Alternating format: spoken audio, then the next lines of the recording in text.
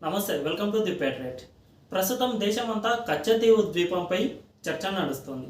తాజాగా ప్రధాని నరేంద్ర మోదీ కచ్చతీవు ద్వీపాన్ని నాటి కాంగ్రెస్ ప్రభుత్వం పణంగా ధారపోసిందని, ఇతర దేశాలకు నచ్చినట్లుగా భారతదేశ భూములను ధారాదత్తం చేసిందని నరేంద్ర మోదీ ట్విట్టర్ వేదికగా తీవ్ర విమర్శలు గుప్పించడంతో ప్రస్తుతం కచ్చతీవు అంశం తెరపైకి వచ్చింది.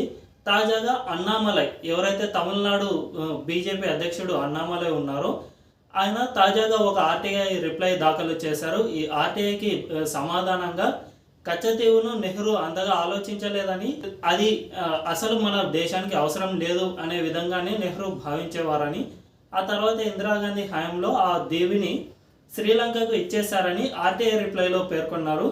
దీన్నే కోట్ చేస్తూ నరేంద్ర మోదీ తాజాగా కాంగ్రెస్ పై విమర్శలు గుప్పించారు. కాంగ్రెస్కు అసలు భారతదేశ సార్వభౌమాధికారం పైన గౌరవమే లేదని, తన భారతదేశానికి వ్యూహాత్మకమైన ఎన్నో దీవులను ఇతర దేశాలకు ఇచ్చివేసిందని నరేంద్ర మోదీ విమర్శించారు. అయితే ఈ క్రమంలో కచ్చతీవు ద్వీపాన్ని 1974లో భారతదేశం శ్రీలంకకు అప్పగించిన సందర్భంలో ఆ ద్వీపాన్ని భారత్ తిరిగి స్వాధీనం చేసుకోగలదా, ఒకవేళ స్వాధీనం చేసుకోవాలంటే దానికి ఉన్న దారులు ఏమిటి అనే విషయాలను ఈ వీడియోలో తెలుసుకుందాం.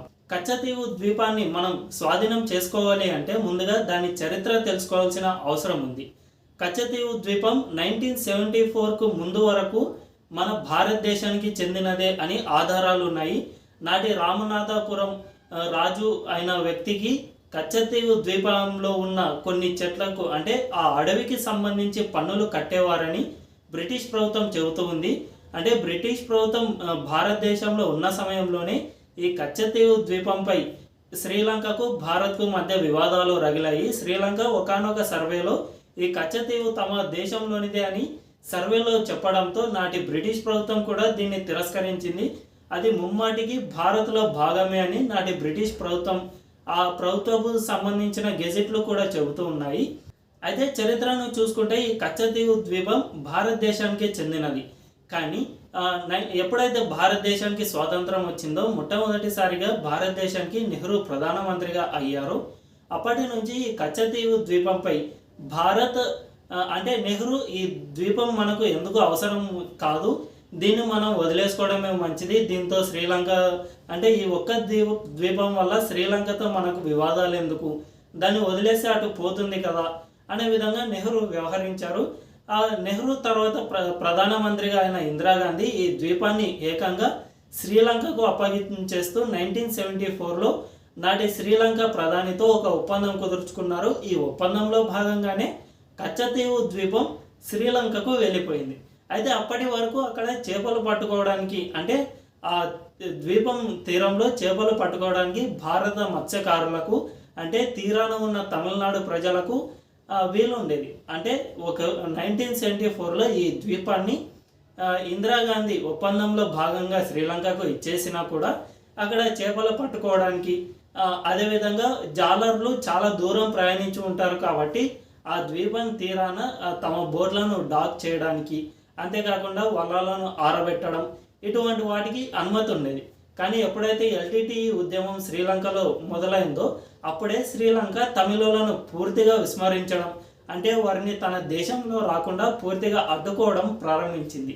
ఇందులో భాగంగానే తమిళులను శ్రీలంక కచ్చతీవు ద్వీపానికి కూడా రాకుండా అడ్డుకోవడం ప్రారంభించింది.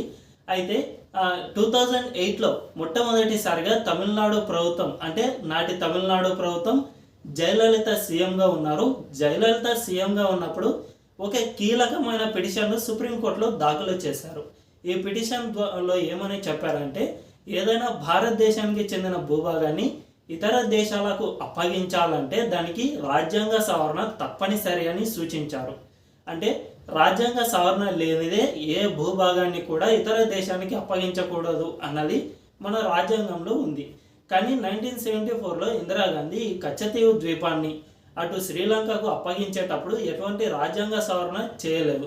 దీన్నే నాటి తమిళనాడు ప్రభుత్వం, అంటే జయలలిత సీఎంగా ఉన్నప్పుడు ఇదే విషయాన్ని ఉటంకిస్తూ సుప్రీంకోర్టులో కేసును అయితే దాఖలు చేశారు. ఈ కేసు ప్రస్తుతానికి విచారణలోనే ఉంది. కానీ ఈ కేసును దాఖలు చేయడం అంటే భారతదేశం ఇప్పటికీ కచ్చతీవు ద్వీపం తమదే అని దీనికి ఎటువంటి రాజ్యాంగ సవరణ చేయలేదు కాబట్టి ఈ ద్వీపం తమదే అని నాడు 1974లో కుదుర్చుకున్న ఒప్పందం ఇప్పుడు అమలు కాదు అని దాన్ని క్యాన్సిల్ చేసుకునే అవకాశం అయితే భారతదేశానికి ఉంది. అందుకే ప్రస్తుతం ఎన్నికల వేళ నరేంద్ర మోదీ కచ్చతీవు ద్వీపం అంశాన్ని కూడా లేవనెత్తారు. బీజేపీ కానీ ముఖ్యంగా నరేంద్ర మోదీ ఏదైనా ఒక అంశాన్ని లేవనెత్తితే అది పూర్తయ్యే వరకు వదిలిపెట్టారు అన్నది అందరికీ తెలిసిన విషయమే. అంటే మోదీ ఏదైనా అంశాన్ని టేకప్ చేస్తే దాని అంత్య దశ అంటే చాలా వరకు మోదీ కొన్ని డిబేట్లలో చెప్పారు, ఏదైనా నేను విషయాన్ని టేకప్ చేస్తే అందరూ హెడ్లైన్ కోసం చూస్తారే కానీ నేను దాని అంటే అంత్య దశ ఏదైతే ఉంటుందో దాన్ని చూసి ఆ విషయాన్ని టేకప్ చేస్తాను అని నరేంద్ర మోదీ కూడా చెప్పారు. సో ప్రస్తుతం కూడా కచ్చతీవు ద్వీపం అంశాన్ని టేకప్ చేయడం వెనుక అది ఖచ్చితంగా భారత్కు తీసుకురావాలి అనే ఉద్దేశంతోనే నరేంద్ర మోదీ కానీ బీజేపీ ప్రభుత్వం కానీ ఈ అంశాన్ని ఎన్నికల ముందు లేవనెత్తినట్లు తెలుస్తుంది. అయితే కచ్చతీవు ద్వీపంపై భారతదేశం రాజ్యాంగ సవరణ చేయలేదు కాబట్టి దాన్ని అప్పగించమని కోరినా కూడా శ్రీలంక ప్రభుత్వం దాన్ని మనకు అప్పగిస్తుందా అంటే సందేహమనే చెప్పాలి. ఎందుకంటే ఏ చిన్న దీవి అయినా కూడా ఒక దేశానికి చెందినదైతే అది ఆ దేశానికి ఎంతో వ్యూహాత్మకంగా అవసరం పడుతుంది. సో అందువల్లే శ్రీలంక దీన్ని ఇచ్చేసేందుకు అంతగా సుముఖత చూపే అవకాశం ఉండదు. ఈ క్రమంలో భారత ప్రభుత్వం దగ్గర 2 దారులు ఉన్నాయి. ఒకటి కచ్చతీవు ద్వీపానికి బదులుగా మరేదైనా అంటే ఆర్థిక సహాయమో మరేదైనా ఇతర సహాయమో చేయడం ఒక ఎత్తు. ప్రస్తుతానికైతే భారత్ శ్రీలంకకు ఎంతో అంటే గత దశాబ్దాలుగా భారత్ శ్రీలంకకు ఆర్థిక సహాయం చేస్తూనే ఉంది. తాజాగా ఆ శ్రీలంక దేశం పూర్తి ఆర్థికంగా పతనమైపోయిన దశకు చేరినా కూడా భారతదేశం ఎన్నో నిధులు ఇచ్చి ఆ దేశాన్ని ఆదుకుంది. సో ఆ దేశానికి ఆర్థికంగా భారతదేశం సేవ చేస్తూనే ఉంది. ఇదే క్రమంలో సో మేము మీకు ఇంత సాయం చేశాం కదా, ఆ దీవిని అంటే చిన్న దీవి 125 ఎకరాలు మాత్రమే విస్తీర్ణం కలిగిన ఆ చిన్న దీవిని మాకు ఇచ్చేసేయండి అని భారత్ కోరే అవకాశం భవిష్యత్తులో ఉంది. ఒకవేళ భారత్ కోరినా కూడా శ్రీలంక ఇవ్వకపోతే యుద్ధమే శరణ్యం.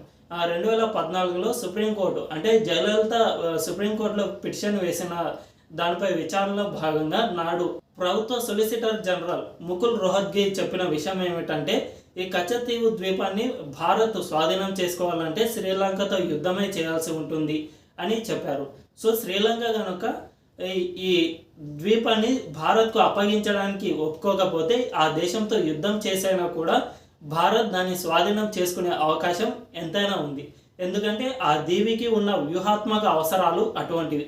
ఇందులో ఐక్యరాజ్య సమితి వంటివి కూడా జోక్యం చేసుకునే అవకాశం ఏమాత్రము ఉండదు. ఎందుకంటే ఆ దీవి 1974 వరకు భారత్తోనే ఉండేది. అంతేకాకుండా భారత రాజ్యాంగం ప్రకారం రాజ్యాంగ సవరణ జరిగితే తప్ప ఆ దీవిని ఇతర దేశాలకు అప్పగించడానికి వీలుండదు. కాబట్టి మన దేశంలో రాజ్యాంగ సవరణ ఎలాగూ చేయలేదు కాబట్టి దాన్ని అప్పగించినా కూడా అది ఒప్పందం చెల్లదు అని ఐక్యరాజ్య సమితికి చెబితే ఈ యుద్ధంలో ఇన్వాల్వ్ అయ్యే అవకాశమే ఉండదు. సో శ్రీలంకతో యుద్ధం చేసైనా కూడా ఆ దీవిని నరేంద్ర మోదీ తిరిగి తీసుకురాగలరా అనే అంశాన్ని మనం ఆలోచిస్తే ఎన్నికలు అయ్యాక దీనిపై ఎటువంటి వ్యూహం తీసుకుంటారు అంటే దీనిపై ఎటువంటి నిర్ణయం తీసుకుంటారు అనే దానిపై ఈ కచ్చతీవు మన భారతదేశానికి చెందుతుందా లేదా శాశ్వతంగా మనం వదులుకోవాల్సి వస్తుందా అనే విషయం తేలుతుంది.